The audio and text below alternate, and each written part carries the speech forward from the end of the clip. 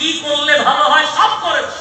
ফুলটা কোথায় লাগালে স্টেজ ভালো লাগবে, তাবারুকে কত কেজি গোশ দিলে ভালো লাগবে, কোন বক্তা দাওয়াত করলে শ্রোতা বাড়বে, লাইটিং কোথায় করলে শ্রোতা দেখে বাহাবা দেবে, কোন কমিটি এবছর তো বিরাট ব্যাপার, সবাই নাম করবে, বিরাট সুনাম করবে, কোথায় কোনটা করলে লাভ লাগে ভালো লাগে সব বিবেচনা করবে।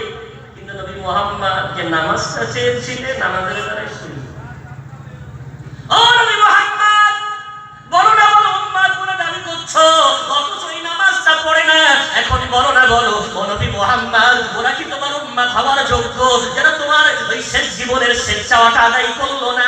একটা বাপ যদি মরে যাওয়ার সময় ছেলেকে বলে একটু মিষ্টি খাবো, আর ছেলে দৌড়ে বরুণহাটে গিয়েছে ভালো মিষ্টির দোকান থেকে মিষ্টি আনতে, আর এসে দেখছে আব্বা মারা গেছে। হায় রে হায়, আব্বাকে যদি মিষ্টি না খাওয়াতে পারে ওই ছেলেটা সারা জীবন আর মিষ্টি খেতে পারবে না। মিষ্টি দেখলেই কলিজা জ্বলে যাবে, আমার আব্বা মিষ্টি খেতে চেয়েছিল খাওয়াতে পারিনি, ওই দুঃখে ওর সর্বদাই হৃদয়টা কাঁদবে। আহারে বাপের জন্য কলিজা কাঁদে আর নবীর জন্য কলিজা কাঁদে না।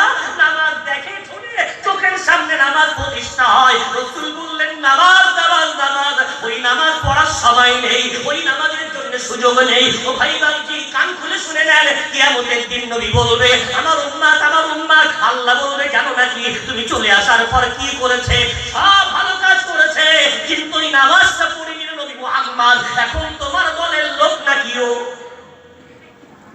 রাসূল তখন বলবে আল্লাহ আমার দলের লোক তো না, আমার দলের লোক কি হবে? অবশ্যই নামাজি হবে। একটু জোরে বলা যাবে?